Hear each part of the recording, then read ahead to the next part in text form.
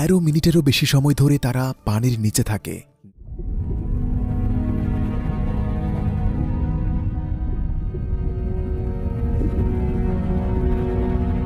এরা হচ্ছে বাজাও, হাজার হাজার বছর ধরে পানির উপর বসবাসকারী একটি সম্প্রদায়। পানির নিচে আপনি কতক্ষণ নিঃশ্বাস ধরে রাখতে পারেন? ইন্দোনেশিয়ার বাজাওদের সাথে আজ আমরা বাজাও উপজাতি সম্পর্কে জানব, তাদের আবাস এলাকা এবং তাদের জীবনধারা আবিষ্কার করব।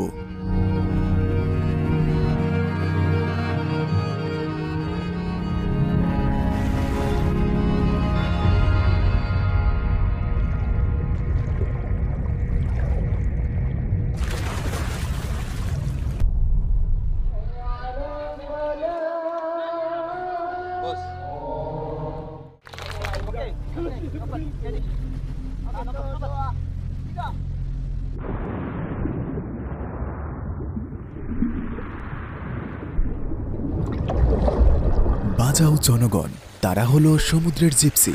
পৃথিবীর এই অংশে তাদের পাওয়া যায়। তারা 3টি দেশে ছড়িয়ে আছে, ফিলিপাইন, ইন্দোনেশিয়া এবং মালয়েশিয়ার কিছু অংশ।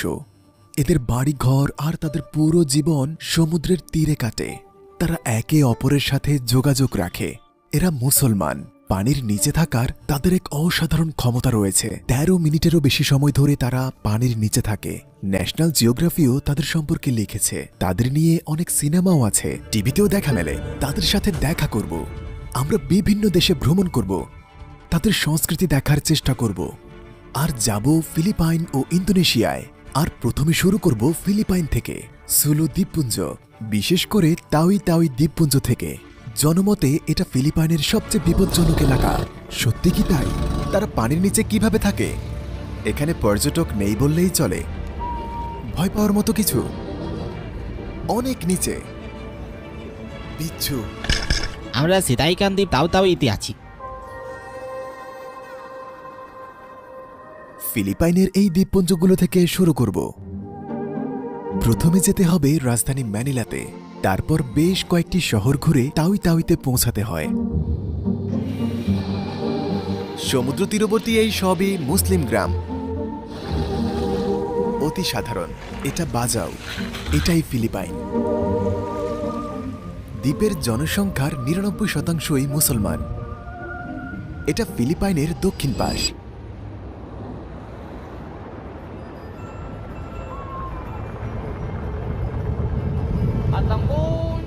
ফিলিপাইনের স্বাগত। এখন রমজান, তাই সবাই রোজা রাখছে। আমরা ইফতার করব। প্রথমবার রোজা রেখেছে, প্রথমবারের মতো রোজা। দ্বীপগুলোতে 5 লাখেরও বেশি মানুষ। এটা শহরের প্রধান এবং বৃহত্তম মসজিদ। তিনি বলছেন এখানে ইফতারে 1000-এরও বেশি মানুষ জড়ো হয়। সালামু আলাইকুম। ইফতারের দাওয়াত দিয়েছেন। আল্লাহ আমাদের সব নেক কাজ কবুল করুক। তারা প্রায় পুরো শহরকে ইফতারের দাওয়াত করেছে।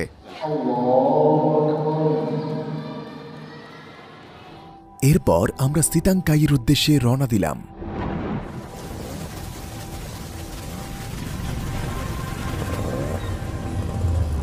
এখানে বাজাওরা থাকে।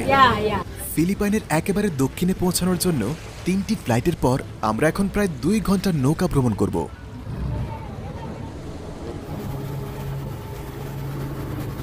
এটি প্রথম দ্বীপ যেখানে বাজাও উপজাতিদের দেখা যায়। এরা পৃথিবী থেকে বিচ্ছিন্ন। এটাই সিতাংকাই। এখানে সবাই সমুদ্র তীরে বাস করে। দেখুন কত বিপুল সংখ্যক মানুষ স্থলভাগের চেয়ে সমুদ্রেই বেশি সময় ব্যয় করে। এরা কিভাবে ঘর বানায় দেখুন। দক্ষিণের ভেনিস। হ্যাঁ, এটাই ফিলিপাইনের ভাসমান শহর।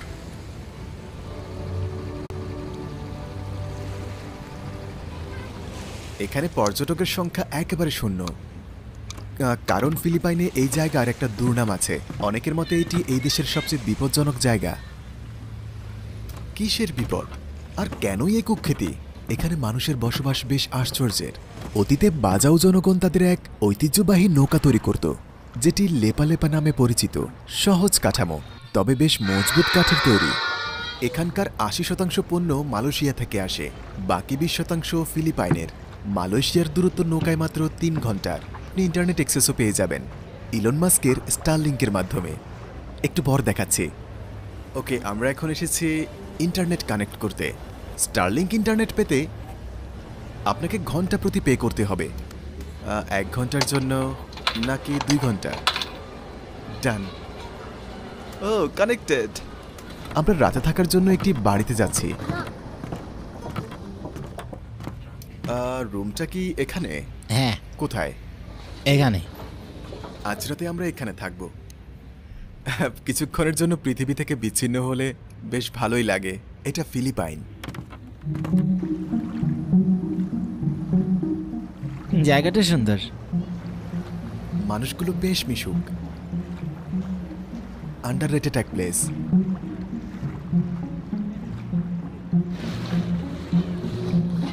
এরা তো কুখ্যাতি কেন? কারণ বিগত বছরগুলিতে এখানে আবু সায়েফ থাকতো। আবু সাহেবের মাথা। ঘটনাটা কি? 19 জুলাই আবু সাহেবের বন্দুকধারীরা 5 জন মালয়েশিয়ানকে অপহরণ করে। অপহরণকারীরা মোটা অঙ্কের মুক্তিপণ দাবি করেছিল। জায়গাটা বেশ কুখ্যাত। এমনকি অন্য শহরের ফিলিপাইনিরাও এখানে আসতে ভয় পায়। তবে আমরা সবাইকে জানাতে চাই যে আবু সায়েফ যুগ তো শেষ হয়ে গেছে। এখন সবকিছুই ভালো আছে। তারা এই অঞ্চলের সুনাম নষ্ট করলো।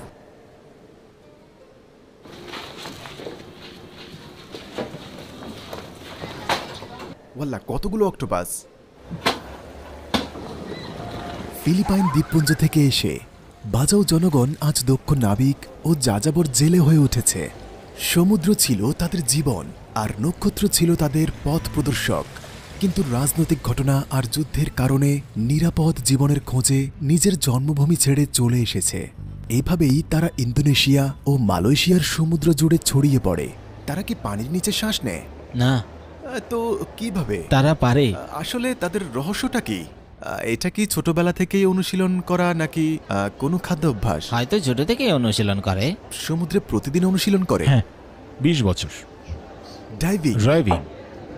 এখন আমরা তাদের সাথে মাছ ধরতে যাব। চলুন যান।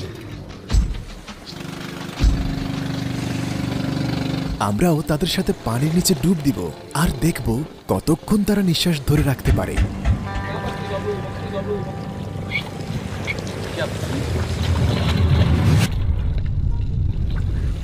ভাই, কত মিনিট হলো?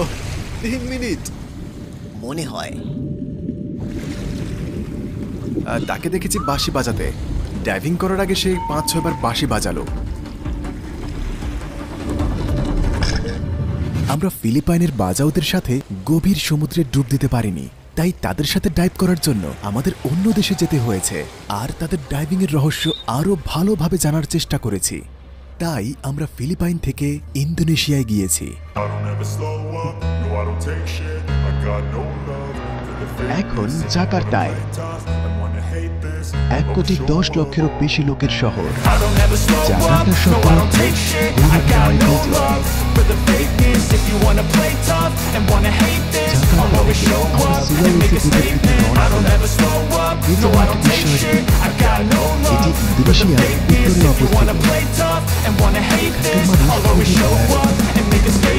Everything I do so instinctive and so passionate. Every word I move so descriptive like an adjective. I got a vendetta against people who patented being negative when you should be getting after it.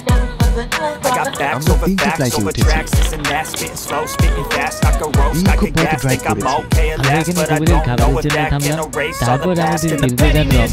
A reflection of the emptiness, hilarious. You think you're worth my time, you're delirious, mysterious, because you hide behind a fake exterior, inferior. You know I'll always be a bit superior. Get off of me, this ain't no humble brag. I want you to hear words, you can say them back. I want you to feel free from the chains that last and to believe in. আমি একজন বাজো মানুষ। আমাদের পূর্বপুরুষেরা ফিলিপাইনের একটি গ্রামে আটকা পড়েছিলেন। আমাগোর পূর্বপুরুষেরা যা যাবর ছিল। মধ্য সুলাওয়াসি দ্বীপপুঞ্জে বসতি স্থাপন করার আগ পর্যন্ত তারা যা যাবর জীবনযাপন করে। বিশেষ করে কাপালুতান গ্রামে আসে, যা এখন বাজো বসতিতে পরিণত হয়ে গেছে। আমরা এখন যাচ্ছি ইন্দোনেশিয়ার বাজাওদের কাছে।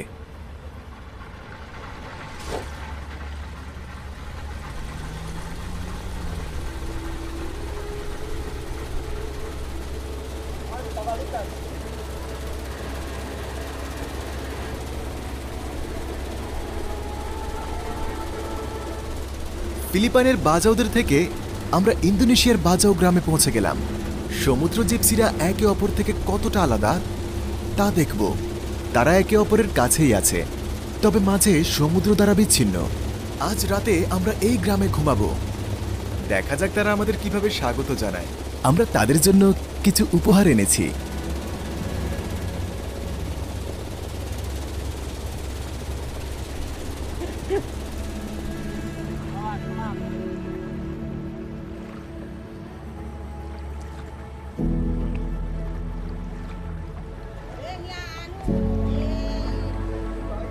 সালাম আলাইকুম। ওয়ালাইকুম সালাম। আমরা ওনার বাড়িতেই থাকব। আমরা এই গ্রামে 2 দিন সবকিছু থেকে বিচ্ছিন্ন থাকব। বিসমিল্লাহ।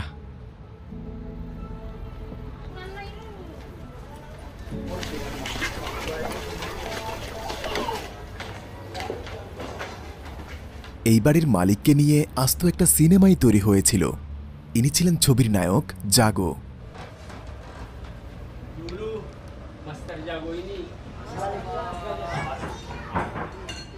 মাছ। Assalamualaikum.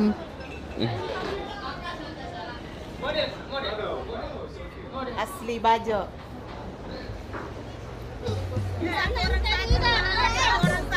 চিনি চিনি হয়। বাজাও মিষ্টি। Baik, terima kasih. বাজাও ইন্দোনেশিয়া।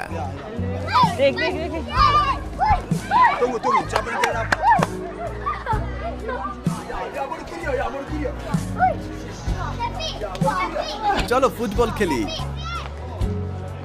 ক্রিশ্চিয়ানো নাকি মেসি? মেসি। ফুটবল। আমরা খেলার মাঠে গেলাম। সাঁতারের পাশাপাশি তারা ফুটবলও খেলে। সমুদ্রের মাঝে তাদের এটাই জীবন।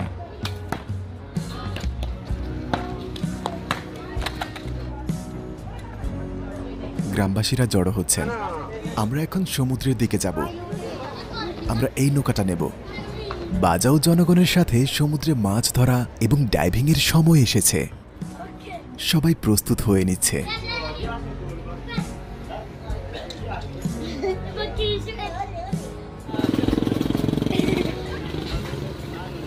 দারুণ লাগছে।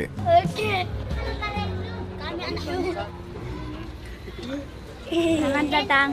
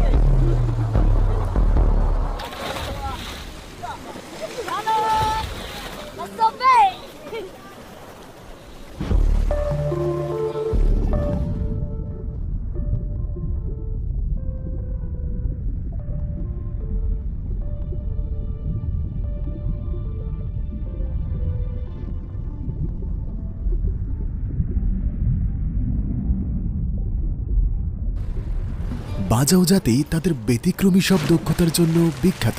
এদের মধ্যে একজন 13 মিনিট ধরে পানির নিচে ছিল। জেনে অবাক হবেন, কোনো সরঞ্জাম বা অক্সিজেন ছাড়াই 70 মিটার গভীরে ডুব দেয়।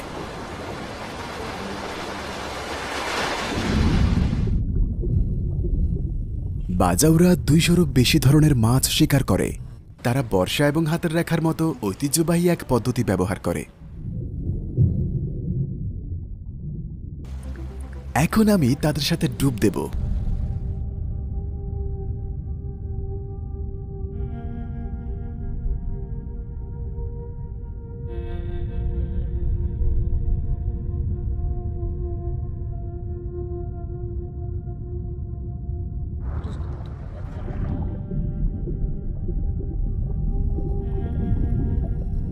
আমি আপ্রাণ চেষ্টা করেছিলাম, কিন্তু মাত্র 30 সেকেন্ডের বেশি পানির নিচে থাকতেই পারিনি।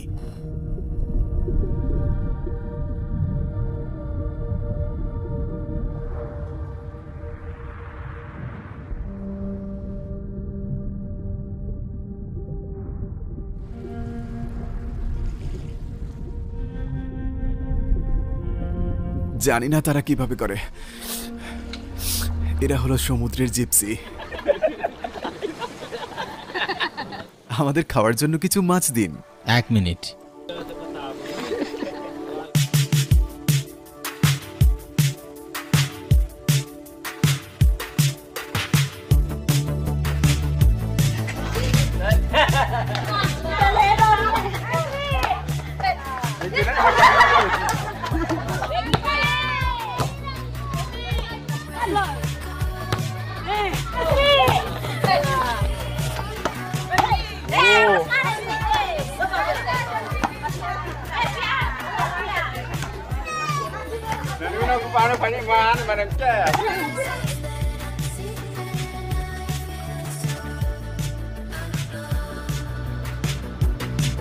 বাজো জনগণের জীবন এই সমুদ্রের উপর নির্ভরশীল। সমুদ্রের প্রাণী ছাড়া আমরা বাঁচতে পারবো না। বাজাও জনগণ কেবল সমুদ্রেই জীবিকা নির্বাহ করে।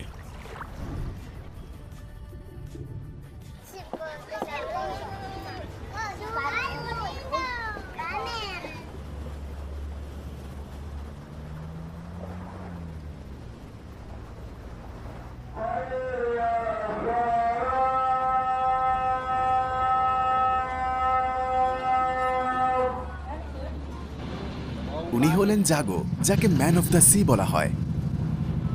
তিনি 89 বছর বয়সী এবং বিবিসির একটি তথ্যচিত্রে অভিনয় করে ব্যাপক খ্যাতি অর্জন করেন। তার গল্পটি অসাধারণ, কিন্তু সমুদ্রে সে তার ছেলেকে হারিয়েছেন। আমার বলা বইটা গেছে।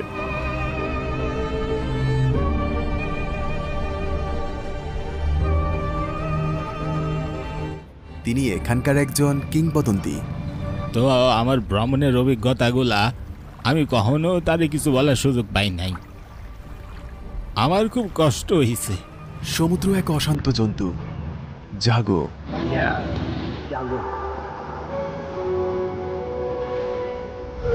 He takes one last breath.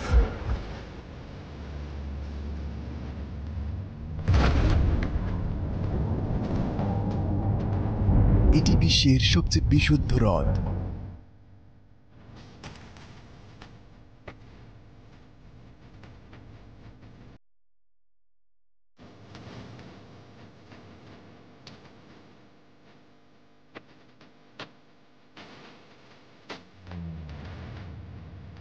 এরা হলো বাজাও জালু।